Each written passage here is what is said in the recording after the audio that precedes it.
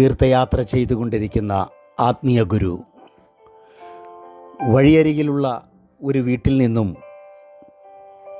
അതിഭയങ്കരമായ നിലവിളിയും ബഹളവും കേട്ട് ആ ഭവനത്തിലേക്ക് കയറി ചെന്നു.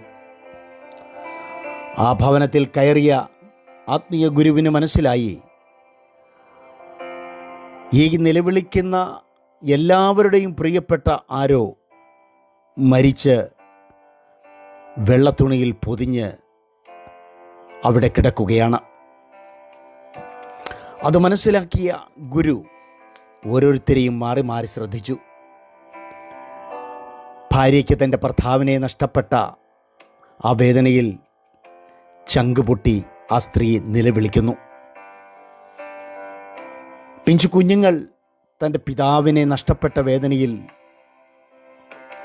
അലറിക്കരയുന്നു. മരിച്ച വ്യക്തിയുടെ സഹോദരങ്ങൾ തൻ്റെ കൂടപ്പിറപ്പാണ് മരിച്ചത് എന്ന് ഓർമ്മിപ്പിച്ചുകൊണ്ട് അവരും നിലവിളിക്കുകയാണ്. പെട്ടെന്ന് ആ ആത്മീയ ഗുരു അവരോടായി പറഞ്ഞു, നിങ്ങളുടെ നിലവിളിയും ബഹളവുമൊക്കെ നിർത്തൂ, ഞാൻ ഇയാൾക്ക് ജീവൻ നൽകാം. എല്ലാവർക്കും വളരെ സന്തോഷമായി. ഗുരു, അങ്ങയ്ക്ക് അതിനുള്ള ആത്മീയ സിദ്ധിയുണ്ട് എന്ന് ഞങ്ങൾക്കറിയാം. എത്രയും വേഗം ഞങ്ങളുടെ പ്രിയപ്പെട്ടവനെ അങ്ങ് ജീവൻ കൊടുത്ത് തിരികെ തരുമോ? അദ്ദേഹം സമ്മതിച്ചു, എത്രയും പെട്ടെന്ന് ഞാൻ ചെയ്യാം. അതിന് ഈ കരയുന്നവർ ഒന്ന് എഴുന്നേറ്റ് നിൽക്കുമോ എന്ന് അദ്ദേഹം ചോദിച്ചു. അദ്ദേഹത്തിൻ്റെ തോളിൽ തൂക്കിയിട്ടിരുന്ന സഞ്ചിയിൽ നിന്നും താനൊരു ദ്രാവകം നിറഞ്ഞ കുപ്പി കയ്യിലെടുത്തു. ഒടുവിൽ പറഞ്ഞു, ഈ ദ്രാവകം ഒരാൾ കുടിച്ചാൽ അദ്ദേഹത്തിന് ജീവൻ ലഭിക്കും. അതിനെല്ലാവരും സന്തോഷത്തോടെ കൈ നീട്ടി. അദ്ദേഹം പറഞ്ഞു, നിൽക്കൂ, ഒരു നിബന്ധന കൂടിയുണ്ട്. ഈ ദ്രാവകം കുടിക്കുന്ന ആൾ മരിക്കും. അപ്പോൾ ഈ മരിച്ചു കിടക്കുന്നയാൾക്ക് ജീവൻ ഉണ്ടാകും. ഓരോരുത്തരായി ഇരുന്നു. അവസാനം ആ മരിച്ചയാളിൻ്റെ ഭാര്യയുടെ ഊഴമായിരുന്നു. അവൾ പറഞ്ഞു, ഇനിയിപ്പോൾ വേറെ ആരും മരിക്കേണ്ട കാര്യമില്ല. ഇദ്ദേഹമില്ലെങ്കിലും ഞങ്ങൾ വീട്ടുകാര്യങ്ങളൊക്കെ നടത്തിക്കൊള്ളാം. നോക്കൂ, അവനവനെ സ്നേഹിക്കുന്നതിനേക്കാൾ കൂടുതലായി ആരെയും സ്നേഹിക്കുന്നില്ല. സ്വന്തം ഇഷ്ടങ്ങളുടെയും ദൗത്യങ്ങളുടെയും സാധൂകരണ പ്രക്രിയയിൽ യോഗ്യരെന്ന് കണ്ടെത്തുന്നവരെ ചേർത്ത് നിർത്തുകയും മറ്റുള്ളവരെ ഉപേക്ഷിക്കുകയും നമ്മൾ ചെയ്യും. പിരിയുന്നതിന് മുൻപുള്ള പ്രസക്തി പിരിഞ്ഞതിന് ശേഷം ഉണ്ടാകില്ല എന്ന് ആരും മറക്കരുത്.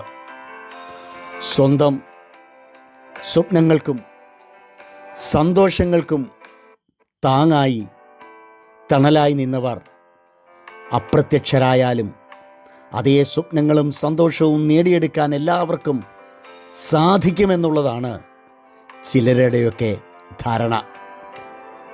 വേർപാടിൻ്റെ ആദ്യ നിമിഷങ്ങളിലെ പരിഭ്രമവും താളം തെറ്റലും പതിയെ സ്വയം നിയന്ത്രണ ശേഷിക്ക് വഴിമാറും എന്ന് ചിലരൊക്കെ ചിന്തിക്കുന്നുണ്ടാകും.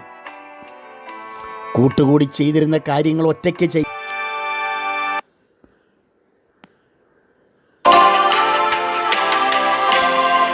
പരസ്പര പൂരകങ്ങൾ എന്ന് കരുതപ്പെടുന്നവർക്കിടയിൽ ചില വിള്ളലുകൾ രൂപപ്പെടും.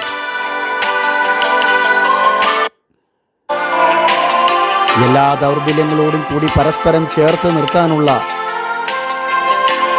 മനസ്സില്ലെങ്കിൽ ഒരുപക്ഷെ ബന്ധങ്ങൾ അകന്നു പോകും. ന്യൂനതകൾ മനസ്സിലാക്കണം. നല്ല വശങ്ങൾ മാത്രം ചിന്തിക്കാതെ ഒരാളിലുള്ള കുറവുകളോ വീഴ്ചകളോ ന്യൂനതകളോ നാം മനസ്സിലാക്കി വേണം അവരുമായി ഇടപെടുവാനും അവരെ കൈത്താങ്ങുവാനും. ആ നല്ല സ്നേഹിതൻ ആരാണ്? നമ്മുടെ ദുഃഖത്തിൽ നമ്മോടൊപ്പം പങ്കുചേരുന്ന, നമ്മുടെ വേദനയിൽ നമുക്കൊപ്പം നിൽക്കുന്ന, നമ്മുടെ കണ്ണുനീരിനെ ഒന്നൊപ്പിയെടുത്ത് ഒരാശ്വാസവാക്ക് തരുന്ന ആ മിത്രം ആരാണ്? ഒരുപക്ഷെ ബന്ധങ്ങളിൽ വിള്ളലുകൾ സംഭവിക്കുമ്പോൾ ബന്ധുക്കളെക്കാൾ പറ്റിയ മിത്രങ്ങൾ നമുക്ക് കിട്ടിയെന്ന് വരും. പക്ഷേ നമ്മുടെ എല്ലാ അവസ്ഥകളിലും കൂടെ നിൽക്കുന്ന വ്യക്തികളാണ് നമ്മുടെ ഉറ്റമിത്രം. അതുതന്നെയാണ് വിശുദ്ധ ബൈബിളിൽ കർത്താവായ യേശുക്രിസ്തുവിൻ്റെയും സന്ദേശം.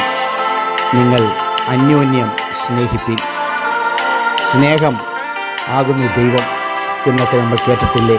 ആ സ്നേഹത്തിൽ മറ്റുള്ളവരെ പരിഗണിക്കുവാൻ കർത്താവ് നമ്മെ സഹായിക്കുമാറാകട്ടെ. ആമേൻ.